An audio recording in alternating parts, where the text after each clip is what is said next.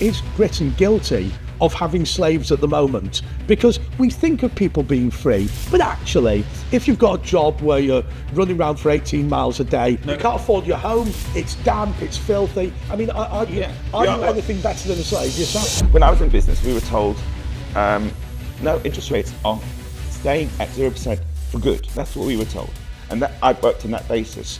So, to me, debt is too high, which I think means that there's lots of people, when they come off the fixed mortgage, will end up being insolvent, and lots of businesses will be insolvent. Yeah. So to me, there's going to be a repeat of 2008. So if you look at what are we all about, we're trying to build a society, or we're trying to live in a society where everybody is treated fairly, rather than equally, fairly, and things happen, and there's hope and there's love.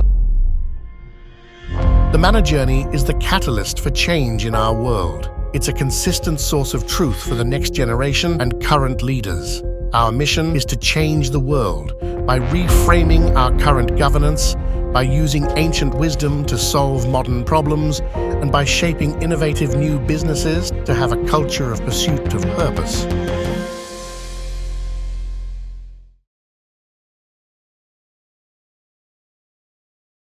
So the principle behind that, as far as I understand it, is that A, you don't get extreme wealth. Yeah. And also that you rebalance the economy. Absolutely so right. You've got a structure for your society, which then can be shared elsewhere, because the idea was that this is a model, let's see if it works, and you push it out there, and everything is then... So let me build upon that. You're absolutely right. So every 7th year, you automatically waive debt. Yeah, that's right. And it's not the state that does it. God actually gave it's the same as a 7-day week. We have a Sabbath every 7th day. Yeah. It's a 7-year cycle. The land is the same. So what it means is this. It means that there is automatically debt waived every 7 years. So the kind of problem we got today with property prices will never happen, because every 7th year mortgages get waived. Therefore, the whole principle, you move away from a house being a financial asset with mortgages, with banks lending more and more and accumulating more and more wealth. Yeah. Because again, back to Liverpool, we want the jobs there. We want the potential in the cities. It's huge, and there's no question. No question about it. Yeah. I was blown over, by the way, when I came out. I've never been to Liverpool, and I saw no first visit, and I was, my perception was completely different to the reality. It's crazy, but anyway. But when I came, in what way? Because I think there's two elements, isn't there? There's the amazing old buildings, many of which have now been refurbished, but also there's the poverty. So people make jokes about the poverty in Liverpool, quite disparaging comments. But you saw more than that, didn't you? No, my perception was it was all of poverty and suffering and all council estates. I mean, I just what I saw when the station. I didn't look over, but when I saw was a beautiful area in and around the station with a beautiful river, whatever at the end. It's even I found it similar to Manchester, funny enough, but with the water as well. Manchester, so I just thought it was beautiful. We got the river. I was amazed. Come to Liverpool, forget about Manchester. Come to Liverpool. I was amazed. But talking about sustainable... Let me just ask you this about debt, because something that was raised at the boxing gym was that they need to teach young people about things like payday lenders and high interest loans and all this sort of thing. How much of a problem is that, and how can that be addressed? Well, debt anyway is a huge problem. But I think for our discussion, rather than looking at it as a personalised debt, and you have to try and struggle to maintain that and get on top of it and understand it and blah, blah, blah, actually look outside of that and say, why is that happening? Why are people in that situation? The fundamental assumption, which Jane and I are aligning on, is the Bible does not sacredise debt repayment. It actually sacredises debt forgiveness. It's a completely in other words, by all means you've got to be responsible, but if you don't periodically waive debt, you end up with everybody being slaves, and therefore we end up with people, and the system is broken. Well, can I ask you two questions then? Can I ask you two questions? Because it is a broken system, but first of all, can you comment a little bit on the practicality of that? But secondly, and this is a question that I know I keep asking you, is Britain guilty of having slaves at the moment? Because we think of people being free, but actually, if you've got a job where you're running around for 18 miles a day and you're being paid less than what you can afford... And you might get sanctioned by the government as well, even though you're in work. Yeah. Well, absolutely. No. You can't afford your home. It's damp. It's filthy. I mean, are you anything better than a slave yourself? Yeah, the vast majority, the 99% are slaves. And what's very important is to distribute... You're trapped, I would say. You're trapped, and I can't blame people. I mean, Rachel was telling us about the young kids come to the gym and she sees that they're forlorn. She talks to them. And they have in many cases, haven't got a parent capable. So the parents are so stressed in terms of just putting food on the table or paying the rent, or that they can't give the kids time. So I'd like to, because what we don't want is a picture of Liverpool that's all like, poverty. No, I'm not. Because actually, but there is so my kids, what are they? They're 39, 40, 41, that sort of age. So I know what it was like in Liverpool when people were really struggling to make ends meet. Yes. I know what happened actually under a Labour government where money was poured in to areas that needed it. So Liverpool really benefited from that. So did Manchester, Oldham, all sorts of places. And it was sustained money over a long period of time. But the difference was that it was stitched together. So there used to be so that made a huge difference, and I can see. What does stitched together mean in this case? As in they were joining the dots. As in it was education, it was housing, it was employment, it was skills, it was the whole thing pulled together. If you look at some of the people that were around, were living in the community alongside my kids, and their kids. There was once there was fairness in the system and funding that supported the regions, not just the City of London, suddenly people were like, whoa. So some of my kids' mates are school teachers. Now, if you'd have said years ago, your so-and-so will be your Annie will be a school teacher, they would have gone, you're joking, are you? No. So actually get fairness in the system, but get sustainable funding coming in, good decision making, join it up, then the thing starts to change. Can I just build on what you're saying? What we've ended up with is financial services sector in the city making all the money, creaming it off the world's financial transactions, taking us, and then just everyone else becomes dependent. So fool's gold, Gillian's textbook. And everyone else is dependent on this parasitic, absolutely, financial system. But what you're saying is when resources get distributed locally, it can work, but you're still dependent and almost a poor relationship, which is crazy. No, you're still coming out with your begging bowl. So you need to be able to have a really good, strong economy locally, that they link up with other local economies. But we felt, I don't want to speak for Philip as well, but we felt when we went to the boxing gym, you had Rob there doing phenomenally well. He was teaching young people and mentoring them. But what they were doing was putting a sticking plaster over a fundamentally broken system.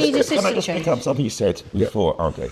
Is it realistic? Well, I'm a realist. I'm not somebody who's an academic. I'm not somebody who spent my time studying. I'm in the real world. Yeah. And as soon as you think about a world where you know debt is going to be forgiven at the end of 7 years, you're not going to lend because you know it gets forgiven. So the whole system has inbuilt stability, and therefore the house remains. In other words, you help people. If there's a shortage of houses, all the mess that we got now with vacant properties, which is, again, in the budget, we're talking about reducing the capital gains tax on a second property from 28 to 24%. I just don't understand that at all. But fundamentally, what we should be doing is not financializing. Let's just say that this house is a financial asset, and therefore it's not even the main house, because the main house you get principal private. It's a second house. It's a rentier capitalism. It's crazy. Hold on. So what we're saying is we have to change the narrative, and once people start to definancialize, the whole system has become, everything's financialized. The home is financialized. People are financialized. People become slaves. But many of the second homes, Philip, as you know, and I don't know, Jane, if this is the case in Liverpool. They're empty. But I drive through on the way to my TV show. I drive through districts of London that are empty. Yeah. It was December, and the schools are closing. Yes, in London, empty. The primary schools are closing. So what I'd be interested is how many. And they're empty because they're assets. How many assets houses have we got that are empty? Now, before we start saying we need to build, what about all those empty houses? that are not currently being used. There are loads and loads of them. And many of all them are over the place. finest houses of them all. Because what will happen in places like Knightsbridge, now I admit that's a very wealthy area, but people will buy a second, fourth, fifth, sixth home and just leave them empty. They're buying it because of the assets. wealth associated with it, the asset and all of that, rather than it being a home. So Let's start talking about this. I think we are aligned in terms of our visions and our understanding of what the purpose of our lives are. But the question is, how do we get from a state where we're all slaves to capital, to the financial services, to a system whereby we value relationships, we pay people enough of an earnings to support their family, to support that. Now, what we currently live through is incremental change, where the budget that we just heard was incremental. It's bits here, but it's got to be complete system change. To me, I completely agree. We have to rethink, and sometimes you have to say now is the time to go back to basics and start to rethink from a zero base. Now, what I've been talking about for some time, and I'm interested to hear Jane's thoughts on, is I think there's huge amounts of debt, which is not sustainable. People, because interest rates, it may have been doable at 0%, but everybody's been caught by surprise. No one expected this rapid rate. When I was in business, we were told, no, interest rates are staying at 0% for good. That's what we were told. And that I worked on that basis. So to me, debt is too high, which I think means that there's lots of people, when they come off the fixed mortgages, will end up being insolvent. And lots of businesses will be insolvent. Yeah. So to me, there's going to be a repeat of 2008 because banks' books are fundamentally bust because the loans are not repayable. Now, what I'm interested in is, and I can't see this happening, what do you do? Forget about responding. If we're not careful and we don't start a discussion, it will happen in the same way as happened in 2008, and you get Gordon Brown with a bunch of bankers going into a room and deciding the future of all of us and bailing out the banks again. Now, to me, I don't think that's what we need to do. In fact, when I spoke to Rachel and Rob at the gym, they said, no, let's not bail out the banks this time. Let's look after people. Because when the banks were bailed out, I remember hearing Gillian Tett speak in fact, she came to Liverpool for me, did a thing in the town hall, and she said the money went into the system, but it didn't come out the other end. Correct. Into the people that needed it, and into the systems that needed it, and into the businesses that needed Jane, it. that's because there was an assumption. That's because there was an assumption that defending the current system and defending the banks was the only option. So Philip doesn't agree. Yeah. No. So how does money? So then it takes us back to a whole discussion about money and power. Absolutely. Now the two of them obviously are very closely related. But could you actually push them apart, and could you say what use is money? Yes. Actually, let's not even start with that. What use is society? What are we trying to do here? We've got a world that's collapsing around our ears. We've got people that are leaving countries that are so hot that they can't live there anymore, or are flooded out that we've caused. Let's be honest. You've got an asylum system that is absolutely shot. You've got people depending on money so that they can get a house, which they can't now afford, and they're getting thrown out. So the system is. So what are we building it on? What are the foundations that we're building? You're asking the right questions, and we have to look at money. Right? What is the purpose of money? In fact, even more basic, what is money, and what is debt? Now, money should be. Let's take about the whole silver coins. It's something that I have in my hand and I could use for whatever I want to use it to look after my family, to look after the community. But it's not a debt. It's not money that's owed to me. It's actually money which is mine. Now that's gone because all we have is what we call bank accounts. And bank accounts are, I'm an accountant, are double entry. There's a counterparty. And what people don't realise is we haven't got any money anymore, because if the bank, which they have done, lend huge amounts of money irresponsibly, and they go under, you know what? My money's gone. So you go back to a community like ours in Everton, where people haven't got much money at all, but what people have got is a strong community, still, just about, but they depend on each other. So they're sharing skills. They're not swapping money. They're swapping skills. They're sharing things that they've got. They're passing things down. Now that is on the edge of being crushed now, because people are so they can't make ends meet at all, and people are either and the worry for me is that people are either going in on themselves, which is really dangerous, or they're ready to blow. And if they blow, that's not going to help, but it's not going to help doing it internally either. So if you look at what are we all about, we're trying to build a society, or we're trying to live in a society where everybody is treated fairly, rather than equally, fairly, and things happen, and there's hope, and there's love, and there's... And what you're describing is a model that doesn't need debt. Because in a local community, you provide other members of the community what you need, and we're together. And we've lost all of that because, of course, we're having to move from city to city in order to and you go to the city of London. But the old communities have gone. And the community... they haven't gone, but they're undefined. They're struggling to. And okay, we had a little event in our little community centre that I'm part of, where one of the local guys who's a genius on lighting and techie put on a light show, and we called it the Lights of Hope, and they do it every year. We thought perhaps, a bunch of people would come. We had about 200 people coming into the playground, which is the old school where we run the stuff out of. Now, if you couldn't monetize that, and you that mustn't. and you wouldn't, and you mustn't, but that in terms of value was huge. Oh. And that was just, my mate Anne doing a whole big bowl of scouts for everybody, a mug of tea over here, kids running around. And people absolutely loved it. But also, it brought the community together in a way that strengthened the community. People were talking to each other.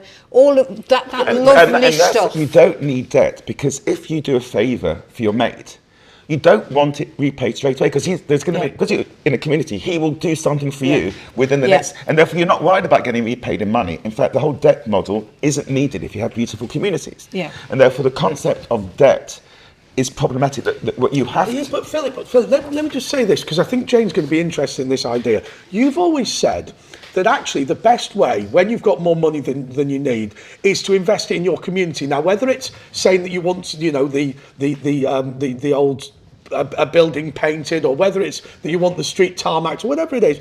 And actually, that sounds at the moment to be a completely alien concept to us. But that's because communities are not strong at the moment because of the system. Again, we'll take time to go through the model, but the model that we're talking about is a manna-based economy. In the manna-based economy, the manna actually decayed. You couldn't store it overnight, which means that you're focused on using it locally. And therefore, the concept of what that means is, if there's too much money in your bank account, let's take an example. Let's say we have 100,000 people in a city, and we decide, let's make enough money to meet the needs of those 100,000 people on day one. And so everybody has a certain amount of money in their bank account, and then people start buying goods and services. Then the money starts to find its way into the bank accounts of the people who are good at business, etc. But if it's all local, you then say, 1 minute, I've got so-and-so many lots of £100 in my bank account, therefore I need to find who hasn't got a job within the local community. And then money starts to flow around the community, and you get the kind of relationship that you're talking about, where people work together to meet each other's needs. But that only works if you look locally. That goes back to the old idea, or not that old, of local exchange trading schemes. Okay. Yes. But within that, alongside of that, and underneath that, I think we have to have the principles right, that we somehow try and gather round. Yeah. And if you don't do that, then people are going to be they'll look at what we're talking about here and go, yeah, well, that's got nothing to do with me. But Jane, the principles that we live by in this country at the moment, from what I can see, is community is worthless, make as much money as possible, be a cutthroat businessman. I mean, Philip himself, wanted to be a manufacturer, but ended up as an outsourcer, and the outsourced business is phenomenal, makes a fortune. But you go to the younger generation. Yeah. Well, I'm 66, coming up to 67. So, I'm shot in one sense. But if you go to the younger generation, they don't want what we've got. Thank you very much. No. They want a new world, a new way of working, a new way of connecting, a new way of formulating stuff, of joining it together. If you look at the climate crisis, that is what's going to turn it. That's what's going to turn it. You may think I'm crazy, but I'm not. The manna would actually decay if you didn't use it at the end of the day. Now, let's assume that gets into the concept of paying your workers immediately, and all the world of credit that we've built up, whereby I did it myself. I'll be straight with you. When I started employing, we moved people from weekly wages to being paid at the end of the month. That, in retrospect, is effectively taking money from the poor people, and they're going to payday lenders, lending them at whatever 100% a year. We have to be very clear on credit, and credit is the whole system abuses credit. Businesses abuse people that need. But what you were doing effectively, Philip, was you as a phenomenally wealthy person, and I don't want to be crass about this, was making the poorest people in society give you a loan financed by payday lenders, because that's what the month paid. Or even you were causing poverty. So get away from talking about poor people being people being labelled as poor or rich or whatever. Creating poverty. Now that is, you know. But I agree with you. But why? Why were you doing that? Because that's the way the system works. In the end, you're driven. But you had choices within that system, in which case you've jumped out of it now, haven't you? I did. Yeah. No, I agree with you. If you're within a system, it forces behaviours. And in order to survive, you need a profit.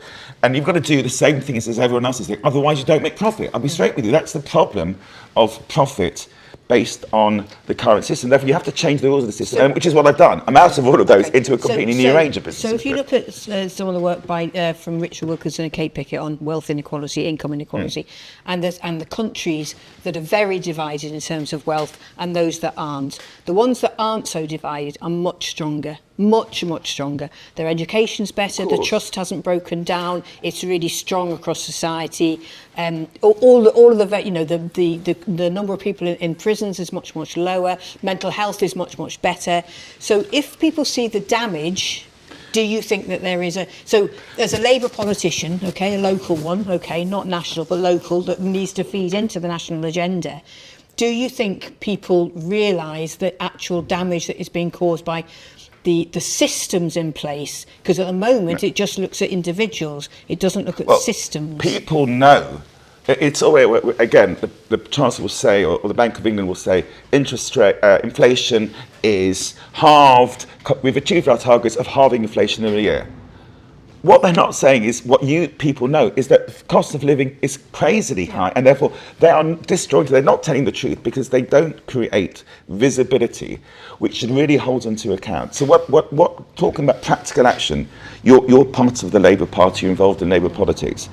The time has come to look with a zero base, to start to think about what would happen if we have a systemic reset. Rather than waiting for it to happen, can't we start a conversation now to start to think about what would we do? So you can look at that in either, you can look at sectors or society. If you look, just take the food sector, So ultra-processed food is killing us, slowly, but it's killing us. But the manufacturers know that. And they know that the people that are buying most of the ultra-processed food because it's in their face and because it's cheaper are those that haven't got much different a choice, because they're trying to get trying to stitch their hours together so they can get enough, etc. So the system of food, the food system needs to change. The farmers are on their knees. Most of the farmers are on their knees. Of course, So what are we producing? So there was a good food plan. Do you remember the National Food Plan, Edmund and Mulberry and all of that? Some of that was picked up by government, but wasn't. So then a majority of it wasn't. So if you then go back to, so who's making the decisions here? Yep. Then you look at, who's involved in politics? Then you say, well, on what basis are they making those decisions? And if actually you've got an impact assessment that generally together, cross-party, we go, which there has been and which there should be, which brings me into the Equality Act stuff. Yeah. If you've got that impact there, you say, let's have a look at that. What impact is that going to have now and longer term? Well, let me ask you, Jane, practically. You're a practical person, yeah? How do we start that conversation? Because at the moment, neither the Labour Party or the Conservative Party are thinking about what do we do to totally get the system to work. And they're always thinking about incrementally. What can I do? I can tweet this here, I can tweet there. The current Labour Party haven't got any idea. They're not coming up with a whole... So how do you start a conversation within either party or both parties? Let's think about what we do if there's an opportunity to reset. How do you start that?